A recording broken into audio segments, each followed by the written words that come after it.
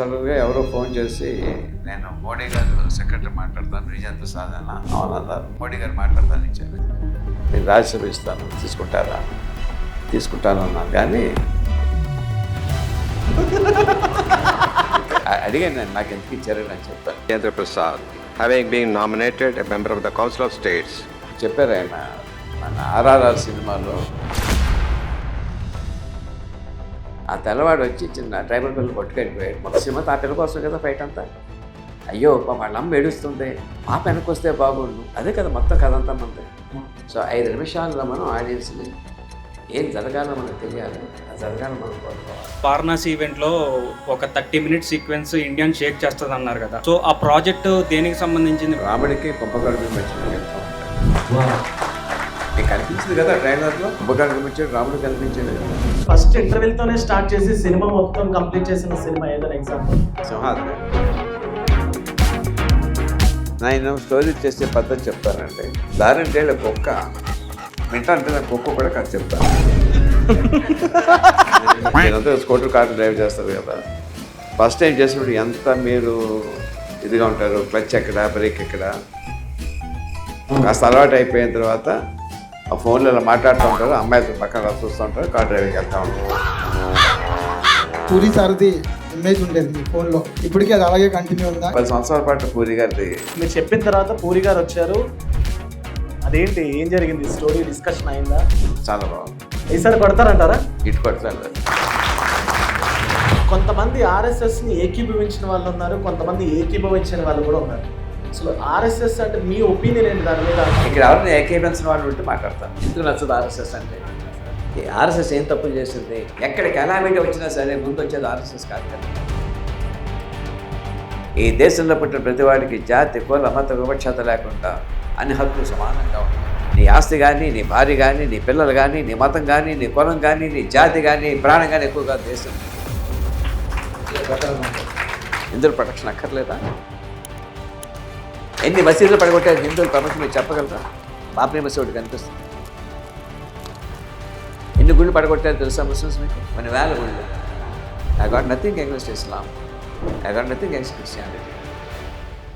హిందూ మతం ఏం చెప్పింది? ఏకం సత్ విప్రా బహుదా వదంతి. ఉన్నది ఒకరే, రకరకాల పేర్లతో పిలుస్తారు.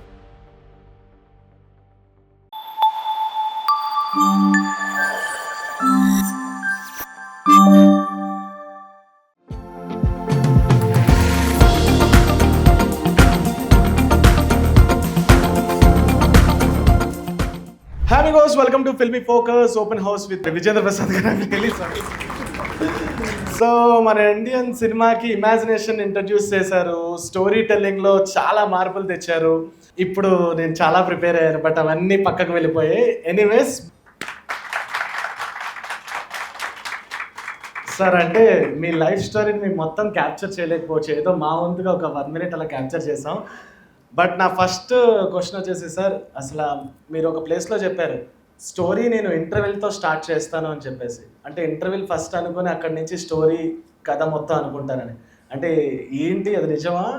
అలా ఎప్పుడైనా జరిగిన సిచ్యువేషన్స్ ఉన్నాయా? అన్నీ ఒకలాగా ఉండవండి, రకరకాలుగా ఉంటాయి. ఒకసారి అది కూడా కరెక్టే. ఇంటర్వెల్ అనుకుంటామంటే ఒక క్రైసిస్ ఉంటుంది. సినిమాలో ఎప్పుడు ఇంటర్వెల్కి ఒక క్రైసిస్ ఉంటుంది. అది మంచి క్రైసిస్ అయితే ఆ క్రైసిస్ ఎందుకు వచ్చింది, దాన్ని అలా సాల్వ్ చేయాలంటే లాజికల్గా ఈజీగా ఉంటుంది చేయడానికి, but not necessary every time.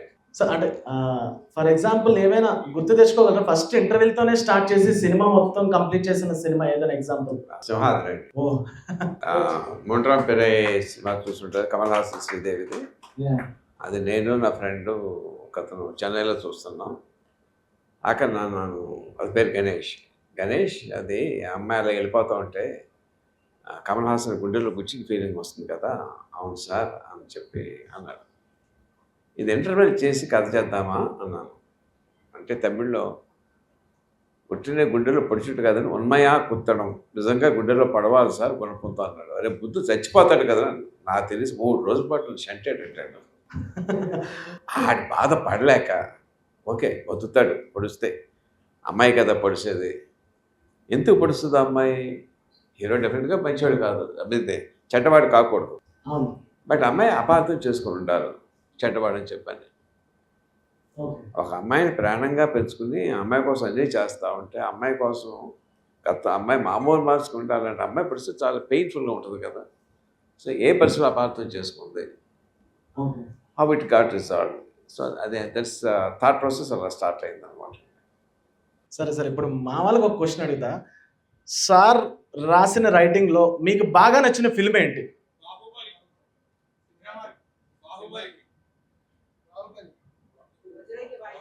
Sir మీకు పర్సనల్గా మీకు టఫెస్ట్ పార్ట్ అంటే మీరు రాసినప్పుడు రైటింగ్ ఏ సినిమా? ఏదైనా నాకు టఫెస్ట్ పార్ట్ ఎప్పుడు ప్రొడ్యూసర్ డబ్బులు తీసుకోవడం టఫెస్ట్ పార్ట్. కథ రాయటం అసలు టఫ్ కాదు, నాకు ఈజీ. ఆడతా పాడతా వచ్చేస్తుంది. డబ్బులు ఎప్పుడు ఇస్తాడా, ఎంత ఇస్తాడా ఇవ్వడా, అది నాకు ఎప్పుడు టఫ్ పార్ట్. కథ రాయటం టఫ్ కాదు. ఎంతో అబద్ధం చెప్పాలి. చెప్పాను కదా, అబద్ధాలు చెప్పడం బాగా వస్తే కథ రాసేయచ్చు అంతే. కానీ ఈ మధ్య అంటే మీరు చాలా చోట్ల ఏంటంటే యంగ్స్టర్స్ ఎవరైతే ఉన్నారో వాళ్ళ నా దగ్గర కథ తీసుకురండి, నేను కథ తీసుకొస్తే చాలా నాకు తలకాయ నొప్పి అయిపోతుంది. సినిమాకి ఎక్కుతావు అంటే కదా, you are welcome to come and share with me. నాకేం తోస్తే చెప్తాను, అబ్సల్యూట్లీ నో కండిషన్స్. నా పేరు అక్కర్లేదు, నాకు డబ్బు అక్కర్లేదు. ఎందుకు చెప్తున్నానంటే చాలా కష్టాల్లో ఉన్నప్పుడు, నిజంగా లిటరల్గా రోడ్డు మీద ఉన్నప్పుడు ఈ సినిమా ఫీల్డ్ అనేది నాకు ఒక పేరు, కీర్తి, డబ్బు అని ఇచ్చింది. So I feel I'm inducted to the cinema field. Cinema పరిశ్రమకి నేను రుణపడి ఉన్నాను. నేను ఆ రుణం తీసుకోవడం వల్ల నా చేతను సాయం చేయటం. దేవుడు నాకు వరం ఇచ్చాడు. ఏదైనా కథ వింటే దాంట్లో మంచి చెడ్డ ఈజీగా తెలిసిపోతాయి. ఒకసారి దాన్ని ఎలా రెక్టిఫై చేయాలి కూడా, అది కూడా దాన్ని తెలిసిపోతుంది. సో ఎవరైనా సరే సినిమా వట్టిగా వస్తే నా వంటలు కాదు కథలు వింటాం అంటే అంత ఉండదు. దాన్ని ఎవరైనా ప్రొడ్యూసర్తో కలిసి వస్తే నా చేతని నేను చెప్తాను, నేను తప్పనిసరిగా చెప్తాను. Nice, super. సార్ ఒక లైన్ ఇచ్చారనమాట అప్పుడు, ఏంటంటే I don't write stories, I dictate stories అని. అంటే డిక్టేటే కాదు, రైట్ నా రాత బాగోదు నాకు. అసలు ఇప్పుడు దాకా మీరు స్టోరీ పేపర్ మీద పెట్టలేదు, కాగితం పెట్టచ్చు. ఒకసారి చెప్తాను అంతే, వాళ్ళు రాసుకుంటారు, చేస్తూ ఉంటారు. ఓకే. అంటే ఇప్పుడు అంటే ఓకే సార్, అంటే స్టార్టింగ్ డేస్ లో కూడా ఎప్పుడు రాయలేదు కదా. అంటే మరి ఆ ఫ్లో ఎలా తెలుస్తుంది, అంటే లైక్ ఆ ఫ్లో ఎలా తెలుస్తుంది సార్ మీకు కదా? మీరు కార్ డ్రైవ్ చేస్తారా, స్కూటర్ డ్రైవ్ చేస్తారా? మీరంతా స్కూటర్ కార్ డ్రైవ్ చేస్తారు కదా. ఫస్ట్ టైం చేసినప్పుడు ఎంత మీరు ఇదిగా ఉంటారు, క్లచ్ ఎక్కడ, బ్రేక్ ఎక్కడ, ఇది ఎక్కడ, అది ఎక్కడ. కాస్త అలవాటు అయిపోయిన తర్వాత ఆ ఫోన్లో ఇలా మాట్లాడుతూ ఉంటారు, అమ్మాయిలతో పక్కన చూస్తూ ఉంటారు, కార్ డ్రైవింగ్ వెళ్తూ ఉంటారు కదా. నిజమే కదా, దట్ బికమ్ సెకండ్ నేచర్ కదా. కొన్నాళ్ళు చేసేసారు కల్లా ఇది బాగోదు, ఇన్స్టింక్ట్ చెప్పేస్తూ ఉంటుంది, ఇలా ఉండాలి, ఇలా ఉండకూడదు. కథకు ఒక గ్రాఫ్ కెమిస్ట్రీ చెప్తాను మీకంటే. సినిమాకి నా అంతటి నేను ఏర్పరచుకున్నటువంటి ఒక సిద్ధాంతం ఇది. సినిమా మామూలుగా ఇంట్లో ఖాళీగా అసలు ఎవరు లేకుండా 200 గంటలు మీరు ఖాళీ కూర్చున్నారు అనుకోండి, మనసు కాసేపు ఆనందంగా ఉంటుంది. ఆడ వస్తాడా, రాలేదు, బోర్ కొడుతుంది, ఏదో నెల కుట్టింది, అప్ అండ్ డౌన్ మారుతూ ఉంటుంది అలాగా. బట్ సినిమా థియేటర్కి వస్తే ప్రేక్షకుడిని 200 గంటల పాటు వేరే ప్రపంచంలో తీసుకెళ్ళాలి, ఆ ప్రపంచం వాడికి నచ్చాలి. అదే కదా. సో మైండ్ మస్ట్ బి ఎంగ్రాసింగ్ అనేది థ్రిల్లో ఎంగ్రాస్ అవుతుంది. మనకి ఒకసారి బాగా నవ్వు వస్తున్నా ఎంగ్రాస్ అయిపోతాం, దాంట్లోనూ ఏడుపు వస్తున్నా ఎంగ్రాస్ అవుతాం. ఏదో రకంగా మనం కట్టి పడేయాలి దాన్ని. అది ఎప్పుడు వస్తుందంటే, ఇంకొకటి చెప్తాను, సినిమా అనేది కూడా చుట్టూ ఒక ఆకలి లాంటిది. కడుపు నిండా మీ భోజనం తిన్నారనుకోండి, బఫేకి వెళ్తే ఏం తింటారు, తినలేరు. ఆకలిగా ఉంటే ఏదైనా గంజన్న కూడా తినేస్తాం మనం. సినిమా అనేది ఆకలి ఎప్పుడు వస్తుంది, సినిమా స్టార్ని బట్టి వస్తుంది. ఆ పెద్ద స్టార్ చూశారు సినిమా, లేకపోతే పెద్ద డైరెక్టర్ చూశారు, లేకపోతే కురుక్షేత్రం అని పెద్ద టైటిల్ వచ్చి బాగా చూడాలనిపిస్తుంది. బట్ మన కొత్త వాళ్ళకి రైటర్కి అది ఉండాలని కోరుకోవటం మూర్ఖత్వం అవుతుంది. జరిగే కాదు, జరిగితే సంతోషం. సో మరి ఎట్లాగా ముందు ట్రైలర్లో వస్తుంది అది. ఈ సినిమా ట్రైలర్ అందంగా కట్ చేస్తే చాలా కొంత క్యూరియాసిటీ వస్తుంది. అన్నిటికన్నా ముఖ్యం, సినిమా థియేటర్లో కూర్చున్న తర్వాత 5 నిమిషాల్లో ప్రేక్షకుడిని ఇన్వాల్వ్ చేసేయాలి కథలోను. కథ ఎక్కడికి వెళ్తుందో తెలియాలి, అది వాడికి నచ్చాలి, అలా జరగాలని కోరుకోవాలి. అలా చేయటమే సినిమా కథ తాలూకు మెయిన్ లక్షణం అండి. మీరు ఎంత డిలే చేసి గ్రిప్లో తీసుకుంటే అంత జనం మైండ్ పక్క పారిపోతూ ఉంటుంది. ఎస్పెషల్లీ యంగ్ రైటర్స్కి కొత్త సినిమాలకి ఛాన్స్ వస్తుంది. సాస్కి వస్తుంది, వస్తే సంతోషం, రాకూడదని కాదు, బట్ రావడం చాలా రేర్ థింగ్. సో మీ చేతిలో ఉంది ఏంటంటే మీ ఇమాజినేషన్.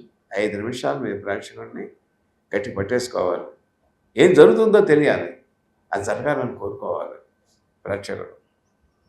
అర్థమవుతుందండి? This the only exercise. ఇంత మించి ఇది అంటే దీని వేరే దారి లేదా అంటే ఉండొచ్చు, నాకు తెలియదు. ఇది నేను ఫాలో అయ్యేది. ఇది నన్ను it has never let me down. For example భజనకి భాయిజాన్లో ఎత్తుకోగానే పిల్ల మోగది, అదే కదా చెప్పారు. పిల్ల వాయిస్ అయ్యో చిన్న పిల్ల అందంగా అంత వాయిస్ రావాలి అని మనం కోరుకుంటాం. ఇండియా బయలుదేరారు, వస్తే బాగుండని కోరుకుంటాం, అంతే కదా. ఎక్కడెక్కడ జరగాలని మనం కోరుకుంటున్నాం. మనం అయ్యో పిల్ల తప్పిపోయింది పాపం, ఇక్కడ ఎవరో జాగ్రత్తిస్తే బాగుండు మనకు అనిపించిన తర్వాత సల్మాన్ ఖాన్ జాగ్రత్తిస్తాడు పిల్లల్ని. ఆడియన్స్ మనం కోరిక పుట్టిస్తున్నాం మనం. అలాగే బాహుబలిలో ఆవిడ శివగామి బాణం దెబ్బలు తిని వచ్చిన వాడిని చంపేసి నది దాడుతూ వీళ్ళు పెరిగిపోతా ఉంటే తను ఎలాగా చచ్చిపోతుందని తెలిసి ఒక సంకల్పంతో బిడ్డలా పైకెత్తి నా బిడ్డ బతకాలి, మహిష్మతి కోసం బతకాలి, ఈ బతకాలి అంటామంటే ఆవిడ కోరిక మన కోరిక అయిపోయింది. ఎప్పుడన్నా ముక్క తన ప్రాణం సాక్రిఫైస్ చేస్తూ ఉంది. పుట్టిన నోటిదంటే మనం పట్టదు. అది ఎలాంటి సాక్రిఫైస్ చేసింది, అద్భుత సాక్రిఫైస్. తను మునిగిపోతా కూడా ఎంతో దృఢమైన సంకల్పం అంటే చేతిలో పైకెత్తి పట్టుకుంది. అది జరుగుద్దా అంటే జరగదు, కానీ ఆ క్షణానికి ఇలా జరుగుద్దేమో అనిపించింది. ఎందుకంటే ఆ సంకల్పం అంత గట్టిగా ఉంది. సో 5 నిమిషాల్లో ఇది జరగబోతుంది, అది జరగాలి. RRR సినిమా తీసుకోండి, ఆ తెల్లవాడు వచ్చి చిన్న ట్రైబల్ పిల్లలు పట్టుకెళ్ళిపోయాడు. మొత్తం సినిమా ఆ పిల్ల కోసం కదా ఫైట్ అంతా.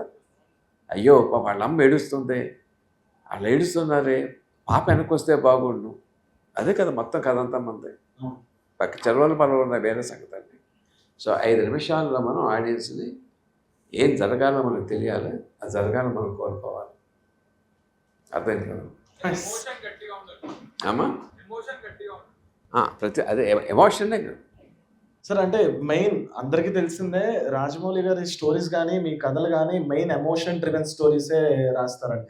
అంటే కదండి, దానికి ఎక్కువ పొటెన్సీ ఉంటుంది, బాక్స్ ఆఫీస్ పొటెన్సీ ఉంటుంది. ఎమోషన్ లేకపోతే ఉండదాంట్లో ఉంటుంది, కానీ అంత హైట్స్కి వెళ్ళవు అవి.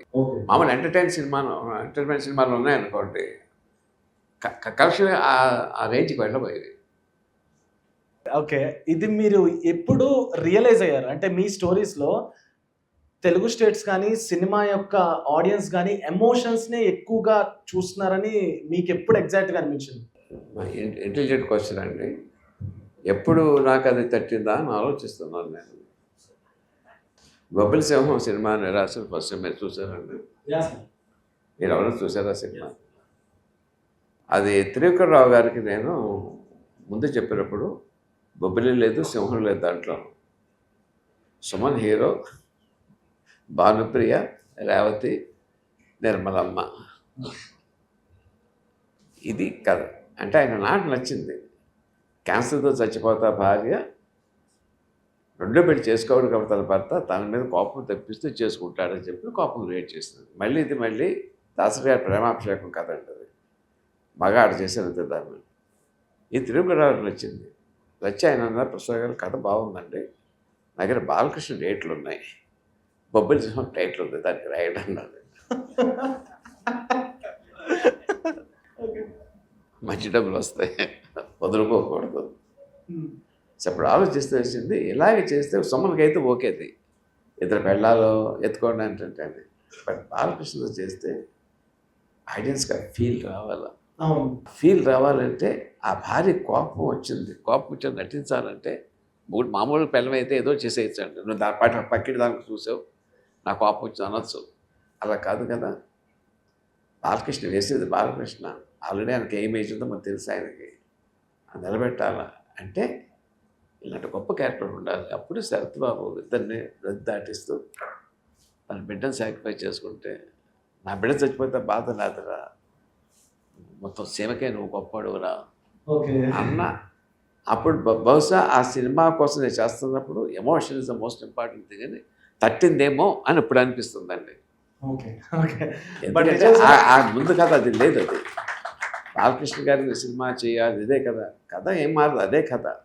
బాలకృష్ణ గారు చేయాలా, బొబ్బుల సింహ టైటిల్ కావాలా, దానికోసం అని చెప్పని పుట్టి దాటించేటువంటి సీన్ అప్పుడు క్రియేట్ చేశాను. బస్ అప్పుడు అనిపించి తెలియకుండా సబ్కాన్షియస్లో అది వచ్చి ఉండొచ్చు అలాగా. Nice sir. బట్ ఆ ఎమోషన్ స్టిల్ ఇప్పటి వరకు ఈ కథలన్నింటినీ నడిపిస్తుంది. ఎనీవేస్ మనం ఒకసారి మా వాళ్ళ క్వశ్చన్స్ కూడా స్టార్ట్ చేద్దాం. ఒకసారి మైక్ ఇవ్వండి ప్లీజ్. రొటీన్ క్వశ్చన్ అయితే స్టాండప్ ఆన్ ది బెంచ్. సిద్ధంగా ఉన్నాను. కూర్చోండి బాబు, కొంచెం సరదాగా అంటాను. ఫస్ట్ ఆఫ్ ఆల్ నేను అంటే 12 ఏళ్ళ ఎడ్యుకేషన్ సిస్టంలో నేర్చుకునే వాల్యూస్ నేను మీరు చెప్పే కథలో నేర్చుకున్నా. ఎగ్జాజరేట్ చేయట్లేదు, నిజంగా హార్ట్ఫుల్గా చెప్తున్నా. దానికి థ్యాంక్ యూ సో మచ్. మీ కథలతో చాలా నేర్చుకున్నా. సో ఇప్పుడు నేను స్టోరీ రైటర్గా వర్క్ చేస్తున్నాను. నా ఫీచర్ ఫిల్మ్ త్వరలో స్టార్ట్ అవుతుంది. బట్ ఒక చిన్న క్వశ్చన్ ఉంది సార్. అది ఒక సినిమాలో మెయిన్ క్యారెక్టర్ని ఆడియన్స్కి డీప్గా కనెక్ట్ అయ్యేలా ఎలా రాయాలి, ఆర్ ఎలా ఒకసారి మళ్ళీ చెప్పాను. స్టోరీలో మెయిన్ క్యారెక్టర్ చాలా ఇంపార్టెంట్ కదా, like main lead character, hero character, అది ఆడియన్స్కి డీప్గా కనెక్ట్ అయ్యేలా ఎలా రాయాలి? కమిట్మెంట్. ప్రతి మనిషికి ఒక సిద్ధాంతం ఉంటుంది. ఆ సిద్ధాంతం ఎంత కమిట్ అయ్యాడు, ఆ కమిట్ వాటికి ఎన్ని ప్రాబ్లమ్స్ వచ్చినాయి అయినా సరే అది విడలేదు. ఫర్ ఎగ్జాంపుల్ మా హరిశ్చంద్రుడి కథ ఉంది. ఆయన అబద్ధం ఆడటం, అబద్ధం ఆడటం కోసం రాజ్యం వదిలేసుకున్నాడు, కాటికాపరయ్యాడు, జస్ట్ ఫర్ కమిట్మెంట్, అంతే కదా. ఆడిన మాట తప్పకూడదు.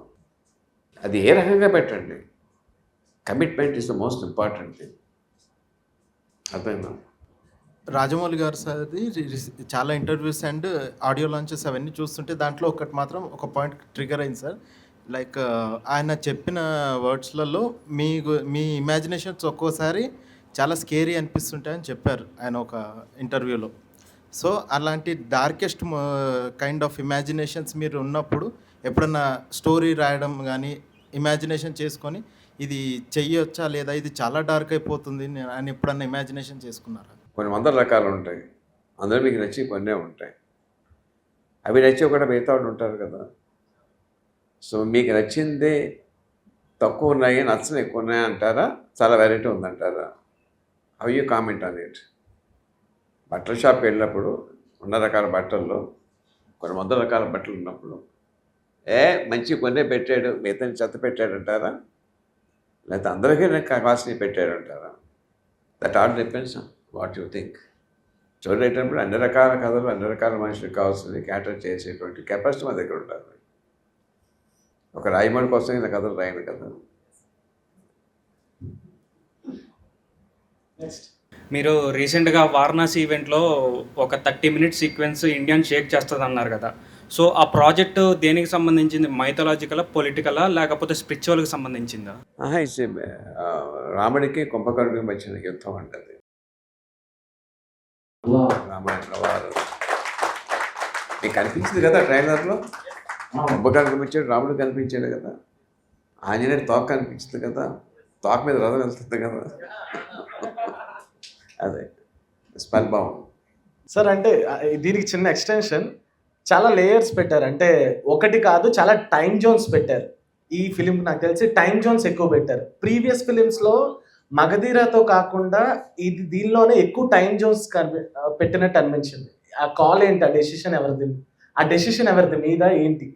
దాని గురించి ఎక్కువ మాట్లాడకూడదు. ఓకే సరే అనుకున్నాను. నా పేరు గిరి సార్. మీరు రైటింగ్ రాసేటప్పుడు ఎమోషన్ సీన్స్, పెయిన్ఫుల్ సీన్స్ అనేవి చాలా డెప్త్గా రాస్తారు కదా. సో ఆ టైంలో మీ మనసు అంటే మీరు ఎప్పుడైనా పెయిన్ అనుభవించారా? అట్లాంటి పెయిన్ ఫీల్ అయ్యారా? పెయిన్ అంటే నిజంగా కరెక్ట్ ప్రశ్న వేసేదారంటే సమ్టైమ్స్ కళ్ళంటే నీళ్ళు వస్తాయి. When you empathize with the character, తెలుగుకుండా వాయిస్ చోక్ అవుతూ ఉంటుంది. It happens. ఎందుకంటే ఆ పాత్రలో మనం మమేకం అయిపోతాం, మనం ఆ పాత్రతోటి. అదే అలా ఫీల్ అయితే తప్ప ఆ సీన్ గుర్తించలేము దాన్ని. ఆ మెయిన్ పాత్రతో మనం దాంట్లో కలిస్తే తప్ప వాళ్ళతో ఆ సీన్ పుట్టించడం. కలిసినప్పుడు ఆటోమేటిక్గా దట్ ఉంటుందండి. I feel it. One more sir, last time ఒక ఇంటర్వ్యూలో మీరు పూరి సారథి ఇమేజ్ ఉండేది మీ ఫోన్లో, ఇప్పటికీ అది అలాగే కంటిన్యూ ఉందా? ఏమైనా చేంజెస్ జరిగాయా? ఇప్పుడు ఇంకా లేదండి. అంటే నాకు మధ్యన హనుమంతుడి నష్టం ఆయన పెట్టుకున్నాను నేను. Done. కొన్ని సంవత్సరాలు 10 సంవత్సరాల పాటు పూరి గారిది ఉంది. సూపర్. కాదు సార్, మొన్న సార్ వచ్చారు కదా, అంటే లైక్ మీరు చెప్పిన తర్వాత పూరి గారు వచ్చారు, స్టోరీ విన్నారని విన్నాను. అదేంటి, ఏం జరిగింది, స్టోరీ డిస్కషన్ అయిందా మీతో? ఇప్పుడు లేటెస్ట్ స్టోరీ అండి. బిచ్చగాడు అంటే చాలా బాగుందండి. బెక్కర్ చాలా బాగుంది. బాగుందా? ఈసారి కొడతారంటారా? ఇటు కొడతారు ఆయన. Super super. మీకు ఎప్పుడైనా ఒక స్టోరీ లైన్ ఐడియా వచ్చినప్పుడు దాన్ని ఇమీడియట్గా ఎవరైనా ఫ్రెండ్స్కి కానీ ఫ్యామిలీ మెంబర్స్ కానీ ఎనీ టైం దాని నైట్ అవ్వచ్చు, డే టైం అవ్వచ్చు, ఫోన్ చేసి ఇమీడియట్గా వాళ్ళతో షేర్ చేసుకోవడం, అది జస్ట్ ఒక 5 minutes సినాప్సిస్ చెప్తారా, లేకపోతే డీప్గా వాళ్ళతో డిస్కస్ చేయడం 3 hours చెప్పడం అలాంటివి ఏమైనా చేస్తారా? నేను స్టోరీ చేసే పద్ధతి చెప్తానండి. దారింటేళ్ళ కుక్క వింటాంటే నా కుక్క కూడా కథ చెప్తాను నేను. నాకు అదో వీక్నెస్ అంటే ఏదో ఉంది. ఎందుకంటే ఆ కుక్క రియాక్షన్ నాకు కథ చెప్తూ ఉంటుంది. బాగుంది, తోక మీద కళ్ళు ఎగరేస్తుంది అనుకోండి, ఆ సీన్ బాగుంది. గొరకొట్టి పడుకుంది అనుకోండి, బాగోలేదు, మార్చాలి. So keep on narrating stories. ఎంత వస్తే అంత, ఇంత దగ్గర స్టోరీ దగ్గర చాలా వచ్చే కొద్దీ చెప్తూనే ఉంటాను. చెప్తూ ఉంటాను. చెప్తున్నప్పుడు నా తప్పులు నాకు తెలుస్తూ ఉంటాయి. ఒక్కోసారి వాళ్ళు చెప్తూ ఉంటారు బాగోలేదని చెప్పని. Most of the time I go by the reaction. ఎంత ఎంగ్రాసింగ్గా ఉన్నది మన టెస్ట్ చేసుకుంటూ ఉంటానండి. చాలామంది అంటారు కథ చెప్తే దొంగతనం చేస్తారని చెప్పని. ఇంతవరకు నా కథ ఎవరు దొంగతనం చేయలేదు, నాకు ఆ భయం లేదు. సార్ ఇప్పటిదాకా జరగలేదా? ఇప్పటిదాకా ఎవరు తోచే దొంగతనం చేస్తే బాగున్నప్పుడు ఎవరు చేయలేదండి. చేస్తే వాడికే నష్టం. మీకు చిన్న ఒక కథ ఒకటి చెప్తాను నేను. నాకు చాలా నచ్చింది కథ. ఒక గొర్రెలు కాసుకునే కుర్రాడు కొండ మీదకి వెళ్ళి కాసుకుంటా ఉంటే సడన్గా ఒక చిన్న గుహలాగా కనిపించింది. అలా వెళ్తే అక్కడ లోపల సూర్యరశ్మి పడుతూ ఉంది. ఈ మాత్రం చిన్న కుప్పగా ఉన్నాయి, దాంట్లో రాళ్ళు ఉన్నాయి, మెరుస్తూ ఉన్నాయి. వాడికి ఎందుకు చాలా వాల్యూ ఉంటుంది అనిపించింది. 2-3 రాళ్ళు తీసుకుని పక్కన టౌన్కి వెళ్ళాడు. నగల దుకాణం ఆయన దగ్గరికి వెళ్ళాడు. అది చూపించాడు. అది చూడడానికి అర్థమైపోయింది, 10,000 వర్త్ ఉంటుందని చెప్పాను. 100 రూపాయలు ఇస్తా అంటాను నీకు అన్నాడు. ఇవ్వండి అన్నాడు. మందు తీసుకుని బయటకు వచ్చి ఈయన బుద్ధి లేదండి, రాయి 100 రూపాయలు ఇచ్చాడు, నేను పిచ్చి ఎక్కిందండి, పిచ్చి హాస్పిటల్ చేర్పించండి అంటే అరవడం మొదలు పెట్టాడు. గొడవ అవుతుంది కదా పెద్ద. మన ఎవరో మంచి ఏదో టైటాన్స్ అలాంటి షాపులోకి వెళ్ళి, జోయాలుక షాపులోకి వెళ్ళి బుద్ధి లేదు, రోడ్డు మీద రాయి 10,000 ఇచ్చేది, 100 రూపాయలు ఇచ్చాడంటే ప్రెస్టేజ్ కోసం వస్తుంది కదా. ఏం మాట్లాడుతాం కదా, నాకు తెలియదు అన్నాడు. చుట్టుపక్కల వర్తకులు అందరూ పోగారు. ఏమంటే దాన్ని ఎవరితోన్నా సరే 100 రూపాయలు వాల్యూ అని చెప్పేసంటే మేము రాయిస్తాను పడేస్తాను అన్నాడు. పిచ్చముంటాడు, 10,000 ఏంటిరా, 10,000 వర్త్ చేస్తాను రైజ్ అని చెప్పన్నాడు. తీసుకోక రాయి అన్నాడు. అంటే చుట్టుపక్కల జనం అందరికీ వీడి దగ్గర రాళ్ళు ఉన్నాయన్నమాట అర్థమైంది. పబ్లిసిటీ వచ్చింది అడిగి. అర్థమైందండి. మీ దగ్గర ఏమన్నా కథ దొంగతనం చేస్తే మీకు పబ్లిసిటీ వస్తుంది. అది వాడికేం పెద్ద కలిసి రాదు. ఎందుకంటే కథ అనేది జీవితంలో ఒకే ఒక్క కథ పుట్టదు. నూతిలో నీళ్ళు తొడుకొద్ది నీళ్ళు ఎలా వస్తాయో మీలో కథ కూడా ఉంటే ఎన్ని కథలు అలా పుడతానే ఉంటాయి. ఏదో కథ రాస్తే don't think this first thing this last thing. అలాంటి కథ రాయేలేటవాడు. నూతిలో నీళ్ళు తోడినట్టుగా ఎంత తోడుతా నీళ్ళు వస్తున్నట్టుగా అలా వస్తానుంటాయి. ఇంకోటి కూడా చెప్తాను నేను, నూతిలో నీళ్ళు తోడకపోతే పాడైపోతాయి తెలుసు కదా. అది ఎప్పుడు కొత్త కథలు పుట్టిస్తూనే ఉండాలి. ఎందుకంటే కాలం పెట్టి కదా మనిషి టేస్ట్ మారిపోతూ ఉంటుంది. 10 సంవత్సరాల క్రితం బాగున్న కదా కానీ బాగుండకపోవచ్చు. అవును, టైంతో మారిపోతూ ఉంటాయి. So don't be never be afraid to share your stories. నా మాట నమ్మండి, ఏమీ ఎక్కడ కలుగుతుంది, మీ పబ్లిసిటీ వస్తుంది.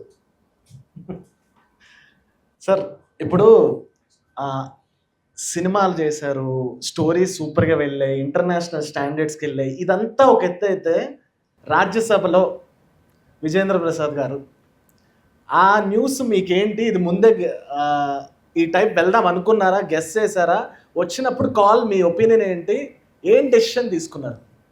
నిజంగా నాకు అసలు ఎక్స్పెక్ట్ చేయలేదండి. Still remember the date, July 7వ తారీఖు.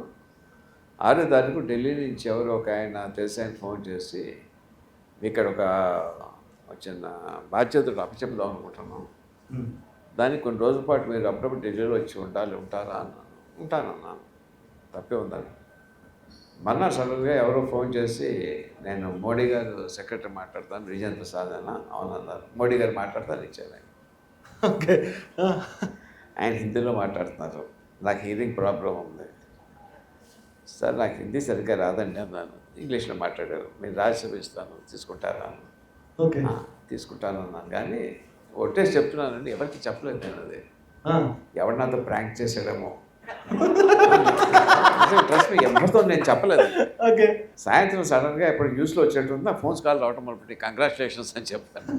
ఓకే. అప్పుడు నమ్మేశానండి. Super sir. నిజంగా అంటే ఇప్పుడు మోడీ గారు ఇండియాకి సూపర్ హ్యూమన్గా, సూపర్ మ్యాన్గా మోడీ గారు కనిపిస్తున్నారు ఇప్పుడు. సూపర్ డూపర్ మ్యాన్ అండి ఆయన. ఎస్. మీరు అదృష్టం, భారతదేశ అదృష్టం ఆయన మన ప్రైమ్ మినిస్టర్గా రావటం. అవును, రియల్లీ. ఇప్పుడు మనం కలిసారా వచ్చినప్పుడు?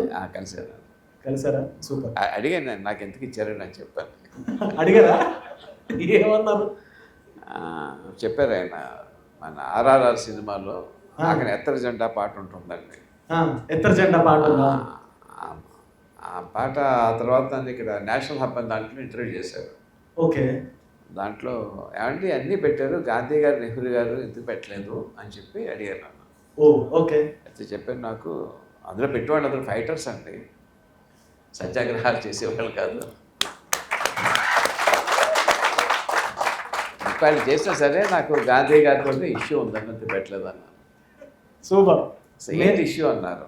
సో బ్రిటిష్ వాళ్ళు వెళ్తూ 1946లో గాంధీ గారిని పిలిచి, we have to enter into an agreement with someone, ఈ వాస్ ప్రైమ్ మినిస్టర్ డెసిగ్నేట్, అంటే నెక్స్ట్ ప్రైమ్ మినిస్టర్ కాపోతారనమాట.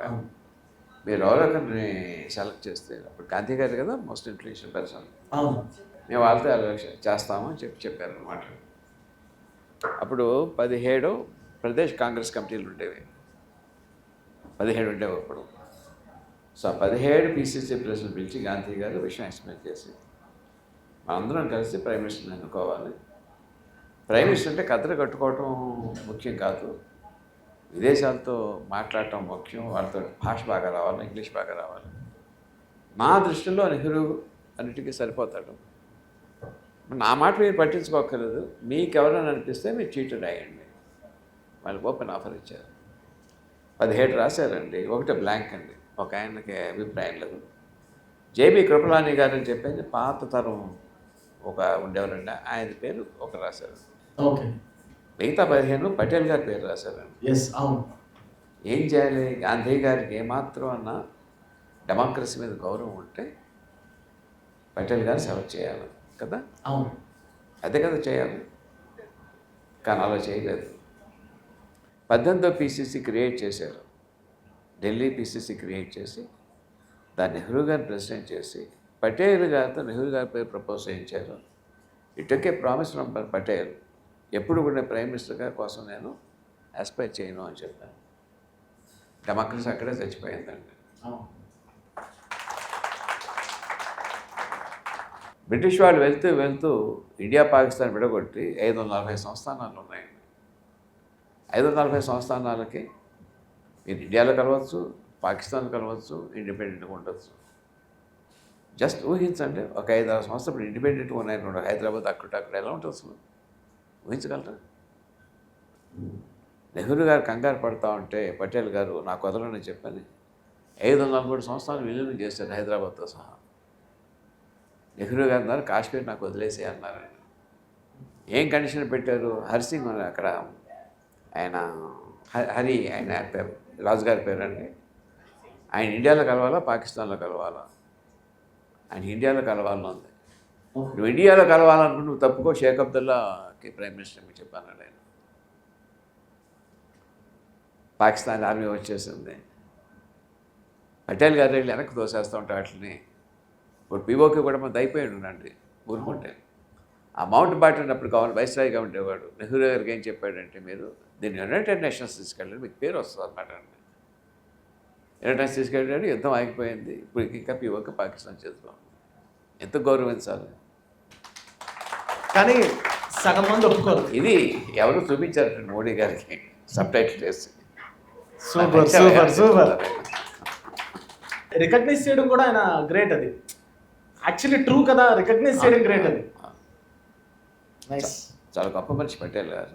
సార్ ఇప్పుడు బ్యాక్న కొన్ని ఫొటోస్ వస్తాయి సార్, మన సినిమాలో మీరు చేసిన రైటింగ్లో కొన్ని ఫొటోస్ వస్తాయి, దాని గురించి ఏమైనా చెప్పగలిగితే చెప్పండి.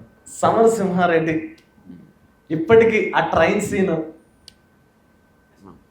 ఎట్లా, అది అది ఏంటి, ఎక్కడి నుంచి పుట్టింది, అక్కడి నుంచి మాస్?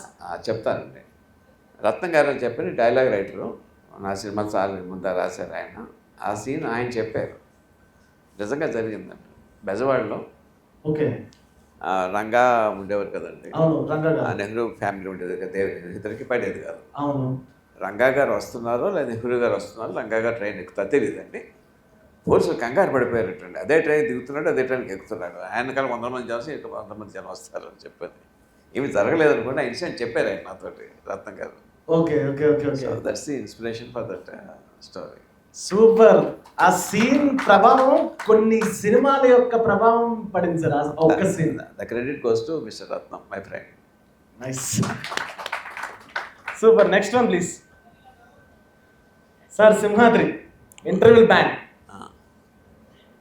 ఇదైతే పొడిచేదండి, Yes. నెక్స్ట్ పొడిచాడు కదా అది, సింహాద్రే కదా అది. సింహాద్రి సార్. ఇది కూడా నాకు ఇంకో ఫ్రెండ్ ఉన్నాడండి, సాయి విద్యార్థి ఆయన పేరు, స్టోరీ రూల్స్ చేశాడు. ఈ బిట్ ఆయన చెప్పారు నాకు అది. ఓకే, ఆ బాడీ ఎత్తాడు, అది పైకి గుచ్చితే రక్తం పైన అభిషేకం పడుతుందని చెప్పారు. Sir, ఎలా sir? సాయి విద్యార్థి ఆయన పేరు. Nice nice sir. Next one please. Chhatrapati.